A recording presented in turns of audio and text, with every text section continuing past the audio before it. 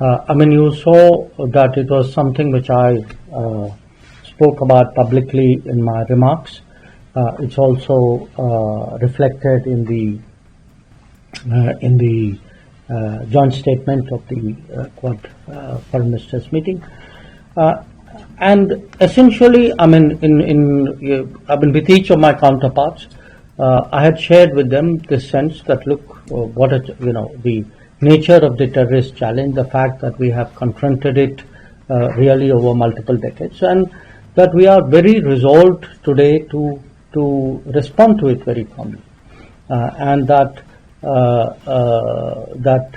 we have the right to defend ourselves. I think that's something which not just Quad partners, but I think many other countries. I was in Europe. You had a lot of countries recognizing that. But what is important for us in the Quad statement, as also the statement which the Security Council had issued on April 25, is that the perpetrators of terrorism must be held accountable. They must be brought to justice. And that's important because we then have to communicate to the world that what we did during, on 7th May, the objective of Operation Sindoor is that if there are attacks, if there are terrorist attacks, we will act against the perpetrators, the supporters, the financiers, the enablers. So that message, I think, was conveyed with great clarity. What we have communicated very clearly is we mean it when we say there is zero tolerance for terrorism.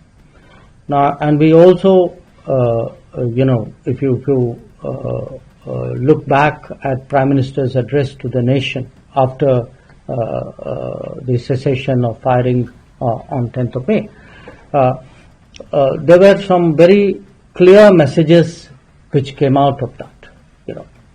So it's really for the terrorist groupings and for their sponsors to absorb and to reflect on those messages.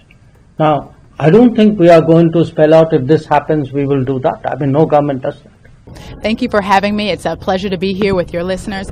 Look, I think if I were to answer this question, I would point to the joint statement that was released by the Quad partners, where they focused on the right for territorial integrity, sovereignty, their commitment to the rule of law. These Quad partners make up 35% of the world's GDP. They have an incredible impact and influence on the world, leveraging their resources, leveraging their expertise and skills to ensure a free and open Indo-Pacific was the real priority for this meeting, and we can see a very ambitious agenda was the result of this meeting. We look forward to seeing these policies carried forward through the Quad partners, and we know that territorial integrity, respect for the rule of law, sovereignty were all pieces that were part of this meeting, and we know that includes security, as India has suggested, and we will continue to focus on that. Look, this administration has been very clear that they are administration. We are an administration that's focused on peace. This president is focused on peace, and this is part of what we're going to continue to work for the Indo-Pacific as well. Right.